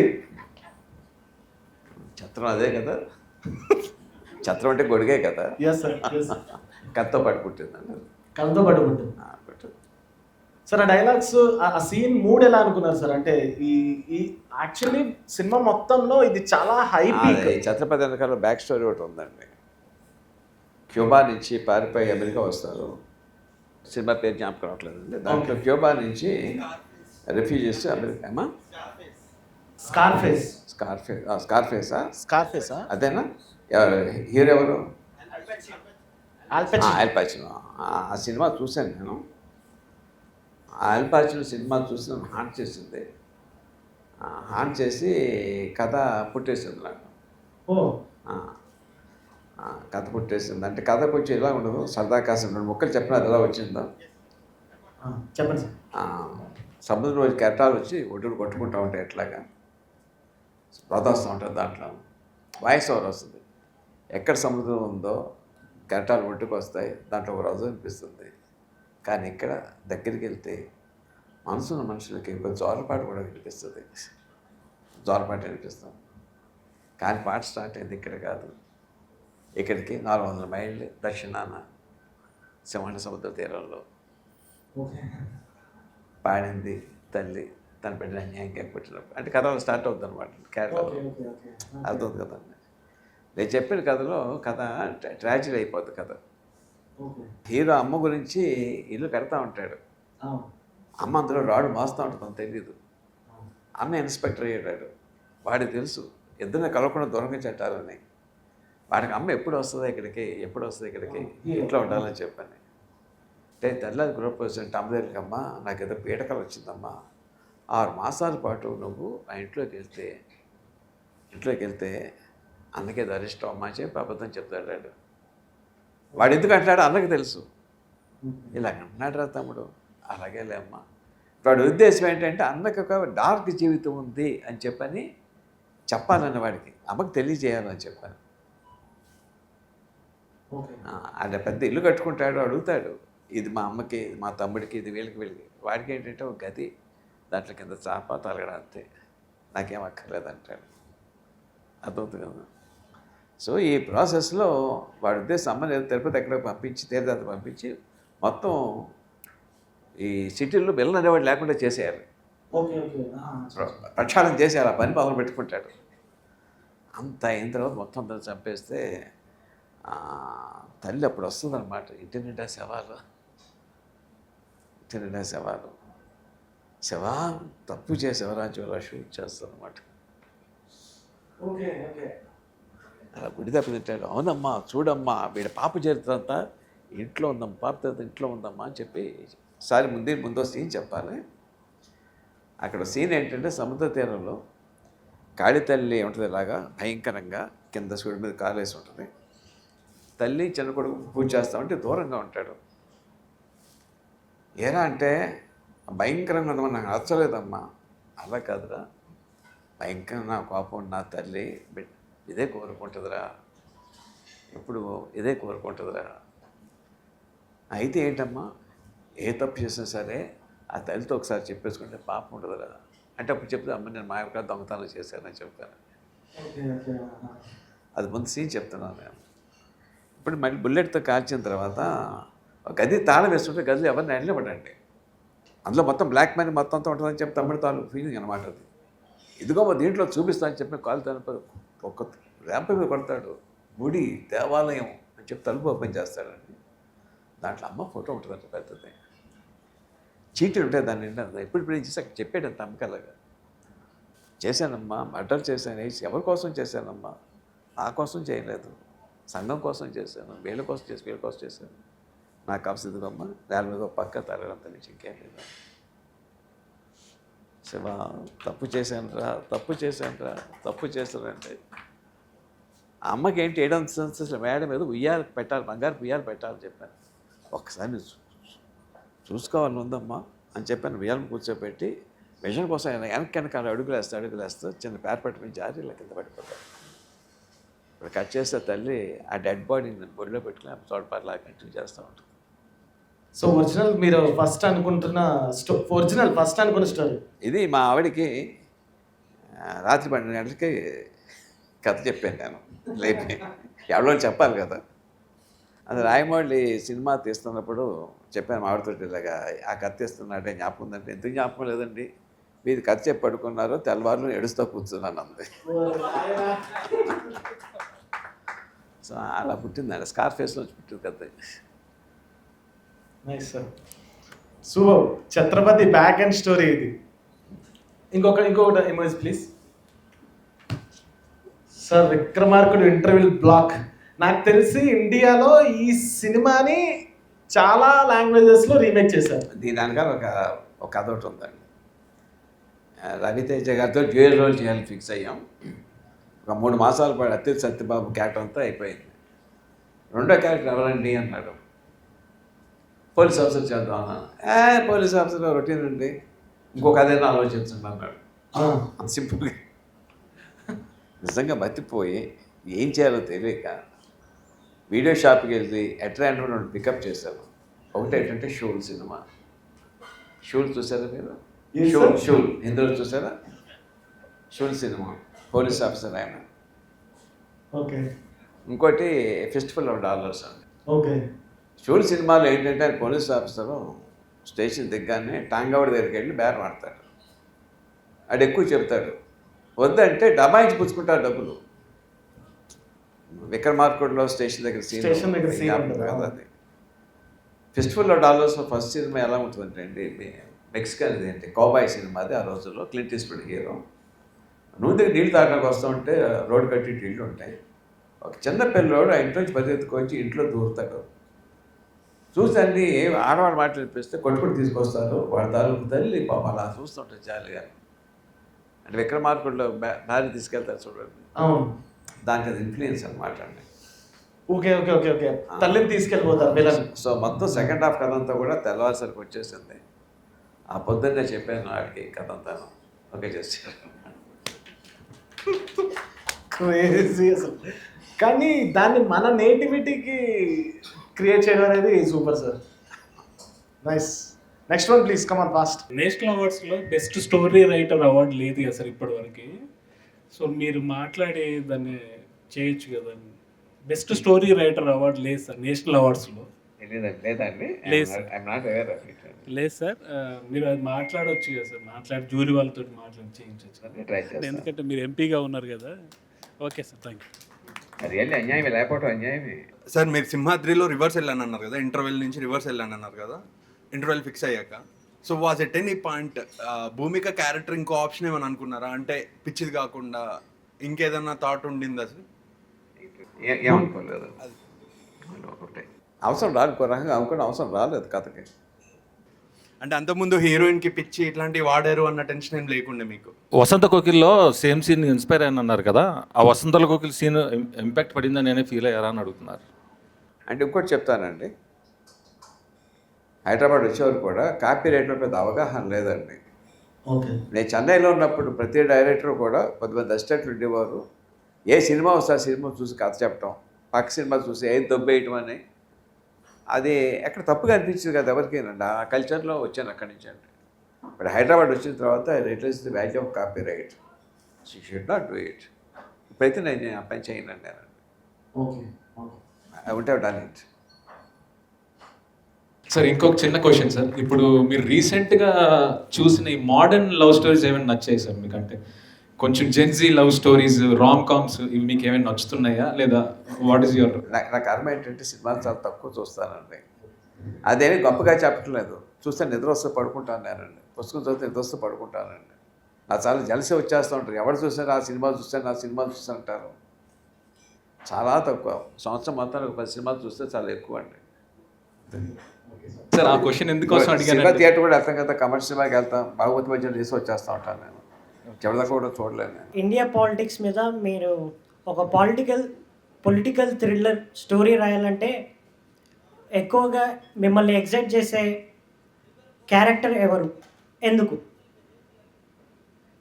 Narendra Modi గారు, పవన్ కళ్యాణ్ గారు, ప్రజెంట్ విజయ్ గారు ఉన్నారు కదా, అలా పొలిటికల్ థ్రిల్లర్ ఒక స్టోరీ రాయాలంటే మిమ్మల్ని మోస్ట్ ఎగ్జైట్ చేసే క్యారెక్టర్ ఎవరు? ఎవరు కొట్టాలనుకుంటే అది రాయాలండి. ఎందుకంటే ప్రతి దాని వెనకాల బోల్డ్ డార్క్ స్టోరీ ఉంటుందండి. అదే థ్రిల్లింగ్గా ఉంటుంది స్క్రీన్ మీద. కానీ ఆ డార్క్ స్టోరీస్ చెప్పలేం కదా సార్. అది కాదండి, ఎవరన్నా పొలిటీషియన్ మంచోడిపై ఏం బాగుంటుంది, బాగోదు కదా కదా. వెనకాల వాడు డార్క్ ఉంటేనే బాగుంటుంది. అతను రాసిన తర్వాత వాడు ఏం చేస్తాడో మనకు తెలియదు కదండి. సరిపోయింది, అది కూడా లాజిక్కే. మీరు చెప్పిన ఫస్ట్ కథే అంటే ఓకే అయిపోయిందని నేను అనుకోను. అంటే మీరు 10 మందికి 10 సార్లు కథ చెప్పుంటే మీ బిగినింగ్ డేస్లో సార్, మీ వెరీ బిగినింగ్ డేస్ ఉంటాయి కదా సార్, అప్పట్లో మీరు కథ చెప్పిన ఫస్ట్ కథే కన్ఫర్మ్ అయ్యిందా సార్? ఒకటండి, నాకు వచ్చిన ఛాన్స్ ఎలా వచ్చిందంటేనండి, నేను మామూలుగా అక్కడ కోస్ట్ రైటర్స్ అంటారు, అంటే డిస్కషన్ కొరికి వెళ్తూ ఉంటారు తోచింది చెప్పడం కోసం, సర్వే అవ్వడం కోసం. నేను మా అన్నయ్య గారు అంటే శివదత్త గారు, కేరవాడి నాన్నగారు తిరుగుతూ ఉండేవాళ్ళం. కైకాల నాగేశ్వరరావు గారు ఆయన నన్ను పిలిచి, ప్రసాద్ గారు ఆదర్శ కుటుంబం అని చెప్పి నాగేశ్వరరావుతో సినిమా వచ్చింది. అప్పుడు ఏం ప్రపోజ్ చేశారంటే 3 కుటుంబాలు వద్దు, విడిపోతేనే మంచిదని చెప్పాను. పాయింట్ మంచిదైనా it was too early at that time. ఇప్పుడైతే రైట్ టైం అంటే అది మళ్ళీ రాసేయండి అన్నారు ఆయన. అలా నాకు వచ్చిన ఛాన్స్ అండి. సో నాకు అసైన్మెంట్ నాకు వచ్చిందండి. అట్లా దాని ముందు నేను జానకిరాముడు రాసాను. రాఘవేంద్రరావు పిలిచి మగ మనసులు కావాలంటే మగ మనసులో ఉండకూడదు అన్నారు ఆయన. సో ఆ రకంగా వచ్చి తప్ప నేను వెతుకుంటట్లేదండి. ఆ సక్సెస్ బట్టి ఆటోమేటిక్ మీద పెరగటం మొదలుపెట్టాను. ఓకే. ఇంకొక ప్రశ్న సార్, ఇప్పుడున్న జనరేషన్లో ఒక కథని ఒక ప్రొడ్యూసర్ దగ్గరికి తీసుకెళ్లాలనుకున్నప్పుడు మీరు ఒక సింపుల్ ప్యాటర్న్ చెప్తారా సార్? అంటే ఎవరన్నా కొత్త వాళ్ళు కథ ఇప్పుడు మీరు కథ చెప్తున్నారంటే మేము 3 గంటలు కాదు 10 గంటలన్నా కూర్చొని వింటాం, మీకు ఆరో ఉంది ఆల్రెడీ. కొత్త వాళ్ళు ఒక కథ తీసుకెళ్ళినప్పుడు ఇంట్రెస్టింగ్గా చెప్పాలంటే ఏదన్నా అంటే ఫస్ట్ పిచ్ డెక్ తీసుకెళ్ళండి, ఇది తీసుకెళ్ళండి, ఇందాక చెప్పారు కదా సార్. అలాగా ఒక సింపుల్ ప్యాటర్న్ ఎవరన్నా కథ తీసుకెళ్తే ఇలా చెప్తే అట్లీస్ట్ అవతలోడు వినటానికి కూర్చోడానికి ఓపిక ఉంటుంది అని మీరు ఒక ప్యాటర్న్ చెప్పండి సార్. చాలా కరెక్ట్ ఇదండి. ఎప్పుడు కూడా ఎదుటి వాళ్ళ తాలూకు అటెన్షన్ స్పాన్ చాలా తక్కువ ఉంటుంది, especially one your young writer. 1 నిమిషం 2 నిమిషాలు మీరు చెప్పగలిగి ఉంటారు. ఫర్ ఎగ్జాంపుల్ బజరంగి భాయిజాన్ కథ చెప్తాను. పాకిస్తాన్లో చిన్న పాప వాయిస్ లేదు, వాళ్ళకి అజ్మీర్లో వచ్చి ప్రార్థన చేసుకుంటే వాయిస్ వస్తుంది ఒక నమ్మకం. వచ్చారు, ప్రార్థన చేసుకున్నారు, వెళ్ళే దారిలో అనుకోకుండా పాపకి స్టక్ అయిపోయింది. ఒకటి దొరికింది, వాడెవడో రామభక్తుడు. ముస్లిమ్స్ అంటే పడదాం, పాకిస్తాన్ అంటే పడదాం, ఏం జరుగుతుంది అంటే ఇంట్రెస్ట్ వస్తుంది కదా. కాన్ఫ్లిక్ట్. సో మీ కథలో ఏదైతే హుక్ ఉందో అది 2 నుంచి 3 నిమిషాల్లో ఆడియన్స్కి చెప్పి హుక్ చేయటం కోసం మీలో మీకు ఆ కెపాసిటీ ఉండాలన్నమాట అండి. అనగనగా హీరో డోర్ ఓపెన్ చేస్తూ లెగ్గెల బయట పెట్టాడండి, క్లోజ్ షాట్ వేస్తాం, బోర్ పడుతుందండి. అంతే అలా చెప్పొద్దండి, కథలో చెప్పొద్దండి. ముందు ఎమోషన్ తోటి you try to capture the attention. అప్పుడు మిగతా తినడానికి ఇష్టపడతాడు ఆయన. అర్థవుతుందండి. 2 నిమిషాలు 3 నిమిషాలు మీరు చెప్పగలగాలి. చెప్పి దానికి వాడు హుక్ అవ్వాలి, దానికి బాగుంది వినాలనిపించాలి వాడికి. నేను ఎప్పుడు కాదు చెప్పినా నాకైతే ఆశ్చర్యం, 2 గంటలు 3 గంటలు చెప్తారంటే కదా, నా వల్ల కాదని చెప్పడానికి 40-50 నిమిషాలు అయిపోతుంది నాకు కథ చెప్పడం అంటే. అంత మించి నేను చెప్పలేను. నా వల్ల కాదు అది. ఓకే సార్, ఇంకొన్ని ఫ్యూ పిక్చర్స్ ఉన్నాయి, క్లోజ్ చేసిన ప్లే చేయరా. యమదొంగ, ఇంటర్వెల్ బ్యాంక్, సేమ్ ఇది కూడా ఇంటర్వెల్ బ్యాంక్. ఎక్కడ పుట్టింది, ఎలా పుట్టింది, కథలో పుట్టింది అని తెలుసు, కథలో కాకుండా ఆ కాన్ఫ్లిక్ట్ ఎలా చేద్దాం అనుకున్నారు. అంటే ఇది సింహాద్రి తర్వాత ఇలాంటి సినిమాతో రావడం మళ్ళీ. ఇప్పుడు ఇది మోహన్ బాబు గారి కోసం చేసిన కథ ఇది. ఓకే, నరకలోకం తాలూకు థియరీ ఏంటంటే ఏది తక్కువ ఉంటే అది ముందు అనిపించాలి. అక్కడ చూసి చిత్రగుప్తుడు పుణ్యం తక్కువ ఉందా, ముందు స్వర్గాన్ని పంపించేస్తాడు, ఇక్కడ తీసుకొస్తారు. పాపం తక్కువ పంపించి పట్టి వెళ్తారు. ఓకే, సో నాకు చిన్న థాట్ వచ్చి చేసాకైతే ఏం చేస్తాను అని చెప్పాను. ఏం చేయాలి చేసాకైతే అది పంపిస్తే అలా ఎన్నడో కోతినా కొడుకు అయ్యాడు అనుకోండి ఓకే, హీరో అంటే. సో ఏం చేస్తారంటే ఎప్పుడు కోపం వచ్చి మళ్ళీ భూమి పంపించి ఆడికి పాపాలు చేయిద్దాం. ఇది మోహన్ బాబు గారికి చెప్పాను కదా, అప్పుడు ఓకే అవ్వలేదండి. అంటే ఓకే అయింది, తెరకెక్కలేదు అది. ట్రాన్స్పోర్ట్ ఇచ్చేది తెరకెక్కలేదండి. అది రాయమూడి తెలుసా కదా, అది చేద్దాం నాన్నగారు అన్నాడు. Okay okay okay okay. So first ఈ థాట్ కాదు, ఎన్టీఆర్ గారు అని థాట్ కాదు, మోహన్ బాబు గారి కోసం చేస్తాను. నైస్, సో మంచి కథ దొరికింది. Next one please. Magadheera, 100 members fight, 100 మందిని చంపిన వీరుడు. అది వేరే రకంగా పుట్టిందండి. కృష్ణ గారితో జగదేగిరి సినిమా వచ్చింది. ఓకే, డైరెక్టర్ గారి పేరు ఆయన పేరు చెప్పారు. ఆయన వచ్చి నన్ను కృష్ణ గారి కోసం కథ కావాలని అన్నారు, జగదేగిరి టైటిల్. ఓకే, ఈ ఇంటర్వల్ బ్లాక్ చెప్పాను నేను. ఈ ఇంటర్వ్యూ బ్లాక్ అక్కడ చెప్పాను. సినిమా తెరకెక్కలేదు. ఆ తర్వాత చిరంజీవి గారు సింహాద్రి రిలీజ్ అయిన తర్వాత ఎవరు అడిగారు రాజమౌళి, అంటే చిరంజీవి గారితో ఎప్పుడు సినిమా చేస్తారని చెప్పాను. అంటే రాజమౌళి చిరంజీవి గారితో నేను ఇట్లా సినిమా చేయటం అంటే ఆయన డేట్లు నా దగ్గర ఉన్నట్టు ఆయన పిలిచి రాజమౌళి సినిమా చేయండి చేస్తానని చెప్పాను. అప్పుడు ఆయన దగ్గర నుంచి కబురు వచ్చింది. ఓకే ఓకే ఓకే, కబురు వచ్చి నీ సినిమా చూసిన రాజమౌళి చాలా వచ్చింది, ఇప్పుడు నేను అడుగుతున్నాను కథ చేయండి. ఈ ఇంటర్వల్ బ్యాక్ చెప్పారండి. ఓకే, ఫస్ట్ ఇంటర్వ్యూ చాలా నచ్చేసింది, మనం చేసేద్దాం అన్నారండి. ఓకే, విజయ్ బాపిడి గారు ప్రొడ్యూసర్ అండి దానికి. ఆయన తీసుకెళ్ళారు.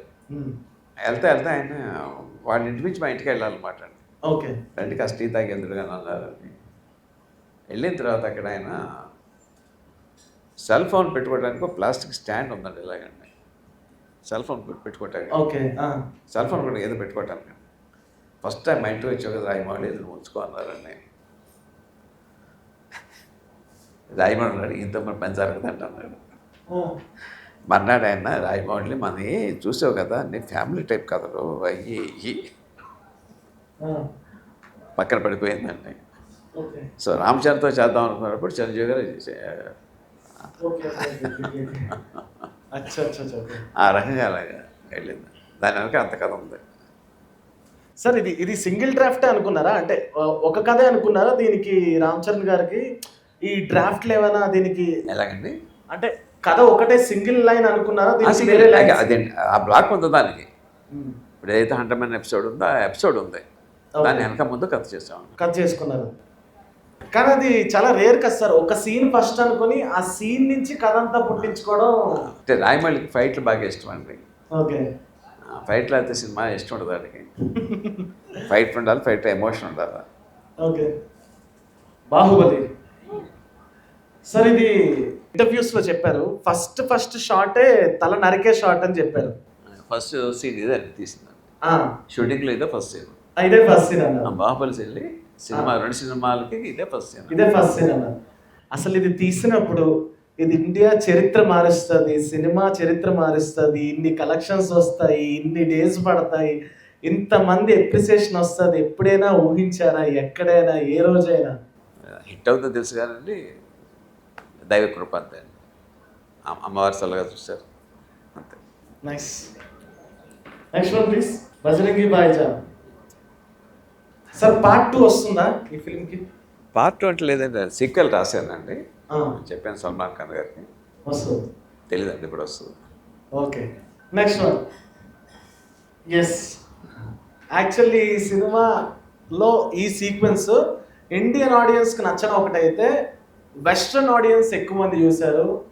హాలీవుడ్లో చాలామంది డైరెక్టర్లు ఇన్స్పైర్ అయ్యారు. ఈ 2000 మెంబర్స్తో ఫైటింగ్ అనే సీక్వెన్స్ కథలో పుట్టిందా, ఎలా పుట్టింది, ఏంటి? ఇదంతా రాయమంట, అదేమీ లేదండి. అంటే credit goes to him. Okay, అదేమీ లేదు.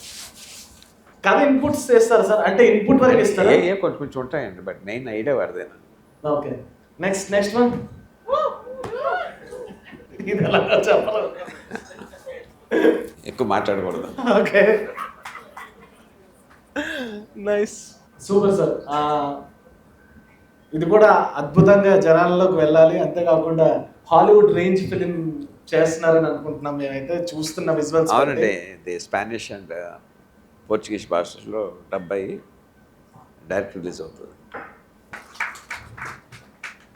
సో ఒక question sir, so as on today as a director మేము ఏఐ నుంచి స్టోరీస్ తీసుకోవచ్చు అంటారా? ఒకవేళ తీసుకుంటే ఎంత శాతం వరకు తీసుకోమంటారు?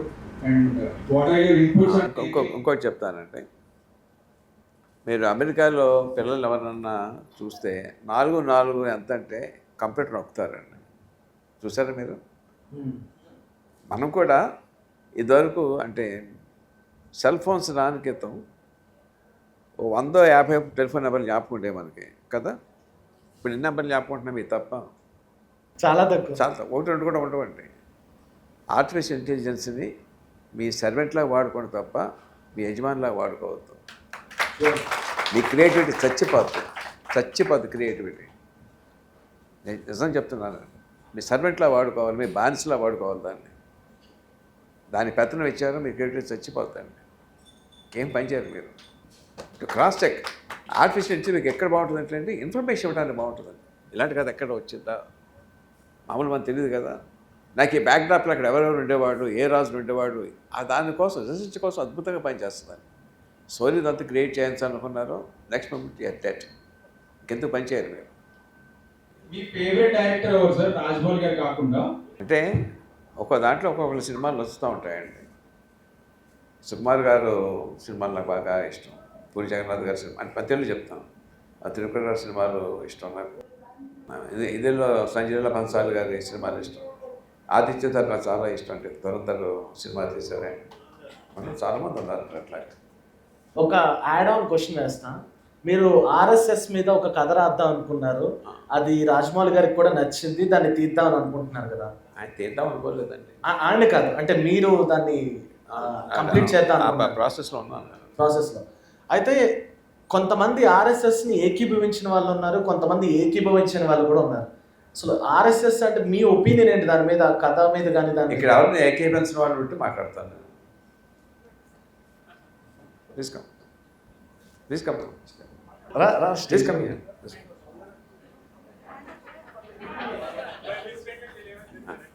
కదా క్వశ్చన్ అర్థమైందా? ఆర్ఎస్ఎస్ని అపోజ్ చేసేవాళ్ళు ఎందుకు నచ్చదు మీకు ఆర్ఎస్ఎస్ అంటే? ఎందుకు నచ్చదు ఆర్ఎస్ఎస్ అంటే? అంటే కొంచెం నా పర్సనల్ చేస్తుంది అంటే వాళ్ళు మొత్తం రైటింగ్ ఎక్కువ ఐడియాలజీ ఉంటుంది. నాకు రైటింగ్ ఐడియాలజీ అంత నచ్చదు. ఎందుకు నచ్చదు రైట్ వింగ్ అంటే? రైట్ వింగ్ అంటే ఏంటి అంటే సార్ నాకు తెలిసినంత రైటింగ్ అనేది ఫ్రెంచ్లో పుట్టింది, అక్కడ రెవల్యూషన్ నుంచి పుట్టింది. అంటే ఫ్రెంచ్ రెవల్యూషన్ నుంచి పుట్టింది రైట్ వింగ్. లెఫ్ట్ వింగ్ అంటే రైట్ వింగ్ అంటే ఎక్కువ మన పాత పద్ధతులు లైక్ మన కల్చర్స్ ఎక్కువ ప్రిజర్వ్ అయిన ఉంటారు. లెఫ్ట్ వింగ్ అంటే కొంచెం లిబరలిజం అది యూజ్ చేస్తారు. ఓకే అండి, ఈ ఆర్ఎస్ఎస్ ఏం తప్పులు చేసింది? దాని గురించి ఏమీ తెలుసుకోకుండానే ఏం తెలుసుకున్నారు మీరు? ఆర్ఎస్ఎస్ గురించి తెలుసుకున్నారా?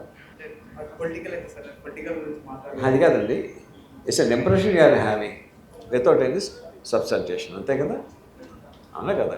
ఓకే అండి, ఆర్ఎస్ఎస్ని ఎక్కువ హేట్ చేసింది నెహ్రూ గారు. సంగతి మీకు తెలుసు.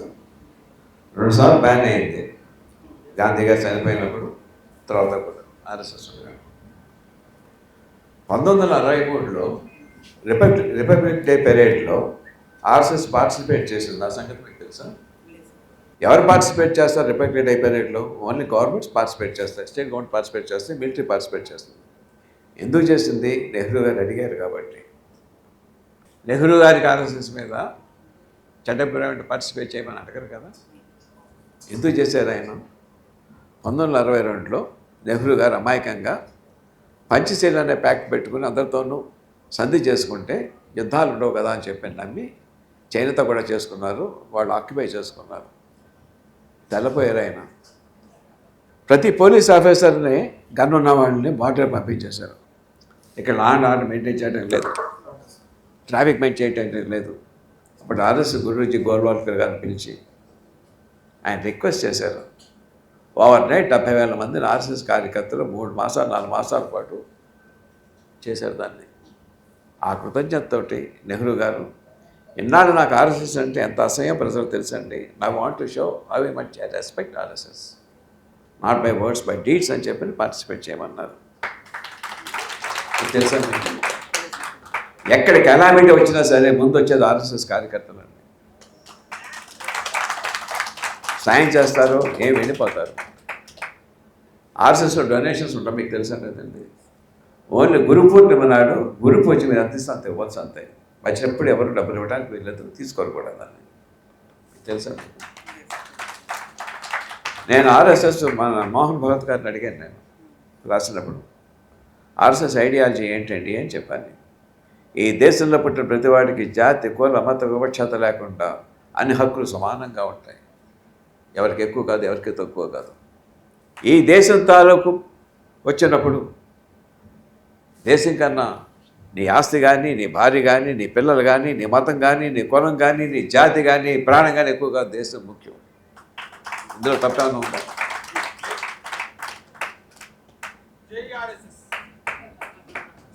ఏమన్నా తప్పుందా దీంట్లో? ఇది చెప్పదలుచుకున్నాను నేను. కానీ ఇక్కడ నా చిన్న డౌట్, కానీ అన్ని పార్టీలు కానీ కొంతమంది ఆర్ఎస్ఎస్ని ఒక మతానికి, ఒక పార్టీకి సంబంధించిన దానిలాగా పోర్ట్రే చేస్తున్నారు ఆర్ఎస్ఎస్ని. సో దాంట్లో తప్పేముందండి? భారతదేశం మత భారత్గా విడిపోయింది, ముస్లిమ్స్ ఇండియన్స్ అని చెప్పాను, హిందువులు అని చెప్పాను. హిందువుల ప్రొటెక్షన్ అక్కర్లేదా? ఎన్ని మసీదులు పడగొట్టారు హిందువులు ప్రపంచం మీరు చెప్పగలరా? బాబ్రీ మసీద్ ఒకటి కనిపిస్తుంది. ఎన్ని గుళ్ళు పడగొట్టారు తెలుసా ముస్లిమ్స్ మీకు? కొన్ని వేల గుళ్ళు. దాని గురించి ఎవరు ఎందుకు మాట్లాడరు? అలాగని చెప్పింది దాన్ని తవ్వుకోక్కర్లేదు. జరిగింది జరిగిపోయింది, భవిష్యత్తు జరగకూడదు, అంతే. మళ్ళీ again I'm saying, I got nothing against Islam, I got nothing against Christianity. అన్ని మతాలని నేను గౌరవిస్తాను. నేను ఏదంటే అలా గౌరవించకపోతే హిందువులు కానే కాదు. హిందూ మతం ఏం చెప్పింది? ఏకం సత్ ఇప్రా బహుదా వదంతి, ఉన్నది ఒకరే, రకరకాల పేర్లతో పిలుస్తారు.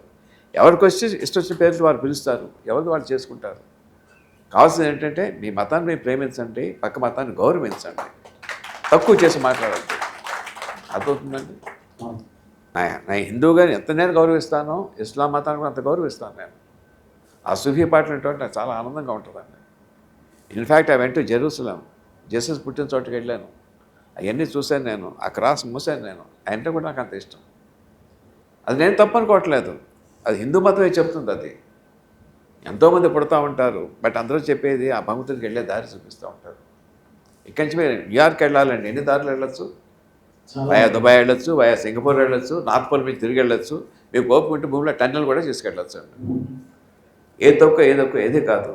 మీ మతాన్ని మీరు ప్రేమించండి, పక్క మతాన్ని గౌరవించండి. పొరపాటు కూడా పక్క మతం గురించి తప్పుగా మాట్లాడద్దు, గౌరవించండి. At the same time somebody comes means you have to your right to defend your religion. నువ్వు తప్పుగా చూపించాలనుకోండి, డిఫెండ్ చేసుకోవాలి దాన్ని, అది కూడా ఉంది బాధ్యత. పక్క మతాన్ని నిందించవద్దు, మీ మతాన్ని మీరు గౌరవించండి, ప్రేమించండి, పక్క వాళ్ళని కూడా గౌరవించండి. Give equal respect. అప్పుడే మన భారతదేశం ఒకటిగా ఉండగలుగుతుందండి. కులం మతం జాతి పేరుతోటి కొట్టుకోకూడదు, తిట్టుకోకూడదు, ఏమీ చేయకూడదు. All are equal. ఈ భారతదేశం పట్ల ప్రతి వాడికి సమానమైన హక్కులు ఉన్నాయి, సమానమైన బాధ్యత ఉంది దేశం పట్ల. ఇది ఆర్ఎస్ఎస్ చెప్తుంది. దట్స్ ఇట్ గైస్, అది ఆర్ఎస్ఎస్ అనమాట. ప్లీజ్ సార్, యాక్చువల్లీ మీరు ప్రతి సినిమా రాజమౌళి గారితో చేసే సినిమాల్లో మైథాలజికల్గా ఒక డైలాగ్ కానీ లేకపోతే దాని రిఫరెన్సెస్ కానీ పెడుతుంటారు కదా sir. Most of the time మేము ఒక James bond type of movie expect చేసాం రాజమౌళి సార్ నుంచి, కానీ గ్లిమ్స్ వచ్చిన తర్వాత దిస్ ఇస్ బియాండ్ అనిపించింది. సో మైథాలజికల్గా రామాయణం అనేది ఒక పార్ట్ అని తెలిసింది, కానీ వారణాసి ఇవన్నీ టైటిల్ చూస్తే most part of the film basis on mythology అని అర్థమవుతుంది. దీనికి ఏమైనా రియల్ లైఫ్లో జరిగినాయి పాత ఏమైనా రిఫరెన్స్ తీసుకున్నారా, లేకపోతే ఏదైనా జరిగినాయి మీకు ఏమన్నా చెప్పాలని ఏమన్నా తీసుకున్నారా? అంటే ఇమాజినేషన్ అంతా. Thank you sir. Sir thank you so much sir, wonderful time మాకు ఇచ్చినందుకు. లాస్ట్లో I want to say something అండి. సీరియస్గా సినిమా కథ రాద్దామని ఎవరు చేయెత్తుతారు, ఒక్కరు ముందుకు రండి. ఎవరు ప్లీజ్ కమ్ స్టేజ్ మీదకి రండి. ఓకే, మీరు రండి, ఇద్దరు రండి.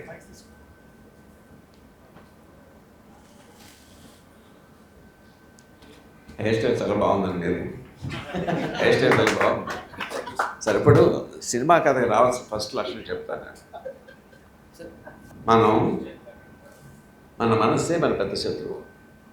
ఎందుకంటే పుట్టిన దగ్గర నుంచి we have conditioned our cells to do any job in the shortest time with the least possible energy. అంతే కదా? అలాగే లేదా ఎఫిషియెంట్గా ఉండలేము మనం. మన జీవితంలో ఏం చేసినా సరే ఇక్కడి నుంచి అక్కడ వెళ్ళాలనుకోండి, ఎలాగెళ్తా పిల్లలు తిరిగి వెళ్ళాలి కదా. హే కండిషన్ అవర్ సెల్స్. అదే పెద్ద శత్రువు సినిమా కథ రాయటానికి. ఏ సిచ్యుయేషన్ చెప్పినా సరే, మీరు మనసులో అనుకున్నా సరే, మీ దగ్గర చూసింది చదివి తీసుకొచ్చి చదువుకుంటా పెడతారు. అది పనిచేయదు, అది అక్కర్లేదు మనకి. అర్థమైంది కదా? మీకు అర్థమైందండి? బుక్ మీద దొరద వస్తే మనం ఏం చేస్తాం? ఇలా గోక్కుంటాం కదా, ఇలా గోక్కుంటారు కదా. నా ఇప్పుడు మీకు దొరద వచ్చింది, కొత్త రకంగా ఎలా గోక్కుంటారు చెప్పండి నాకు. ఇప్పుడు మీకు ముక్కు దొరద వస్తుంది, ఇలా గోక్కోకూడదు. ఎలా గోక్కుంటారు చెప్పండి. కొత్త రకం చెప్పండి. ఇంకా ట్రై టు ఇమాజిన్. అది ఇంకో రకం. ఓకే, బాగుంది. కొత్త మేనరిజం వచ్చింది కదా దాంట్లో. ఇంకొక చెప్పండి. ఇంకా ముక్కు దుర్గా పడితే నాకు వచ్చి వేలతో కొట్టుకుంటారు, లేదా మనకు చేయలేదు అనుకోండి, అంటే చేయలేకపోతే ఇంట్లో గోకుతారు, లేదా ఫ్రెండ్స్తో గోకించుకుంటారు. అదే ఇది కూడా అమ్మాయి ఉంది, అమ్మాయితో గోకించుకోవాలి. ఏం చేస్తాం చెప్పండి. అమ్మాయితో గోకించుకోవాలి, ఏం చేస్తారు? కొత్త అమ్మాయి, మీ గర్ల్ ఫ్రెండ్ కాదు, మీకు తెలిసిన అమ్మాయి కాదు. అమ్మాయిని ఇంప్రెస్ చేస్తాం, అమ్మాయిని ఇంప్రెస్ చేస్తాం. ఎలాగా? ఎవరుతారు అమ్మాయిని? నా ముక్కు గోకకుండా అడుగుతారా? నా ముక్కు గోకని అడుగుతారా? అమ్మాయిని ఎవరుతారు? పక్కన ఎవరో అమ్మాయి ఉంటే అమ్మాయితో గోకించుకోను, ఆ అమ్మాయితో గోకించుకోవాలి. ఎలాగా? నేను పర్సనల్ లైఫ్ ఎక్స్పీరియన్స్ ఇలా పక్కన వాళ్ళ అమ్మాయితో గోకించుకోను, బట్ ఎవరైనా ఉంటే చెప్పొచ్చు ఆన్సర్. అలా కాదండి, మీరు రైటర్ కదా, ఆలోచించండి. అమ్మాయి అందాన్ని అమ్మాయి ఉంది, అమ్మాయితో ముక్కు గోకించుకోవాలి. ఏం చేస్తారు? మీరు చెప్తారా? చెప్పండి. చిలకల ముద్దు పెట్టుకుంటే తెలుసా అని. ఏంటి? చిలకలు అలా ముద్దు పెట్టుకుంటాయో తెలుసా అని అడుగుతాను. చిలకలాగా? చిలకలు ఎలా ముద్దు పెట్టుకుంటాయో తెలుసా అని అడుగుతాను. సో ఎలా అంటారు? అప్పుడు నేను ముక్కెలా ఎలా అని చెప్పి. బాగుంది. ఇంకా చెప్పండి. నేను ఎందుకు చెప్తున్నానంటే, you have to think of. ఇప్పుడు అక్కడ గోడ ఉంది కదా, గోడ కూడా గోక్కోవచ్చు కదా, గోడ గోక్కోవచ్చు కదా. కానీ జనం చూసి నవ్వుతారు కదా. నవ్వకుండా ఉండాలంటే ఏం ఎక్స్ప్రెషన్ చెప్తారు దానికి? మీరు ముక్కు గోక్కున్నారు, గోడతో గోక్కుంటారండి. జనం చూసి నవ్వకుండా ఏమి ఎక్స్ప్రెషన్ చెప్తారు దానికి? ఏదో చెప్పాలి కదా జనానికి. ఇది పిచ్చెక్కింది అనుకోకూడదు కదా. దానికి ఏం ఎక్స్ప్రెషన్ చెప్తారు? నేను ఎందుకంటానంటేనండి, మీ స్టోరీ ఆలోచించేటప్పుడు రెగ్యులర్గా ఆలోచించే సీన్స్ మీ మనసులోకి వచ్చేస్తూ ఉంటాయి. You must be your harshest critic. నాకు వద్దు వద్దు వద్దు వద్దు అంటామంటే, ట్రస్ట్ మీ, మనసుకున్నంత కెపాసిటీకి దేనికి, ప్రపంచం దేనికి లేదు. Keep on creating creating creating creating. ఇది మీరు make it a second habit in your life. మీరు ఏం చూసినా సరే, అక్కడ ఎవడో ఏదో చేస్తాడు కదండి, ఇలా కాకుండా ఎలా చేయొచ్చు, ఇలా కాకుండా ఎలా చేయొచ్చు, ఇలా కాకుండా ఎలా చేయొచ్చు అని చెప్పి make it a second habit in your life. మీకు అర్థమవుతుందండి? కార్ డ్రైవ్ చేస్తున్నప్పుడు కార్ డ్రైవ్ సెకండ్ హ్యాబిట్ అయిపోతుంది కదా. కొత్తగా ఉంటుంది, కొత్తలో ఉంటుంది కారు, కొత్తగా ఉంటుంది. కాసేపు అయిన తర్వాత ఆటోమేటిక్గా జరిగిపోతుంటుంది కదా. మీరు సిన్సియర్గా రైటర్ కావాలని మీరు మనసులో ఉంటే, each and everything you see, try to think of alternatives. ఎలాగైతే ఎలాగా, ఎలాగైతే ఎలాగా, ఎలాగైతే ఎలాగా, అది మీకు సెకండ్ నేచర్ అయిపోవాలన్నమాట. మీకు అంటే మీకు చాలా హెల్ప్ చేస్తుంది స్టోరీ రాసేటప్పుడు. అర్థమవుతుందండి? That's what I do all the time sir. That's what I do. ఒక రిఫరెన్స్ పాయింట్ కూడా తీసుకుని కథ రాసిన అది రిఫరెన్స్ పాయింట్ పట్ల మూవీలో ఉందంటే నేను వదిలేస్తాను. అయితే ముందు పట్టుకొచ్చేస్తాను, మనసు మీకు తెలియదండి. సబ్ కాన్షియస్ ఎదురుకుండా పెట్టేసి తీసుకొచ్చాడు. వద్దు మీ తిట్టాడు దాన్ని, ఒడి మీద తన్నాడు దాన్ని, ఏమనుకోదు, కొత్త పట్టుకొచ్చిస్తూ ఉంటుంది అది. దిస్ ఈజ్ మై, నేను చేస్తానండి రెగ్యులర్గాను. సో మీకు కూడా అదే చెప్తున్నాను నేను. Make it a second habit. ఏమి చూసిన దాని గురించి కొత్తగా ఆలోచించండి. డెఫినెట్లీ మీరు మీ టాలెంట్ మీరు పదులు పెట్టుకోగలుగుతారు. అది మీరు ఎంత సిన్సియర్గా చేస్తే అంత ఎక్కువ పదులు ఎక్కుతూ ఉంటుంది మీ మనసు. Okay, all the best. God bless. Thank you so much మీ అందరికీ once again. So that's it guys, open house with Vijayendra Prasad garu. This is RJY signing of.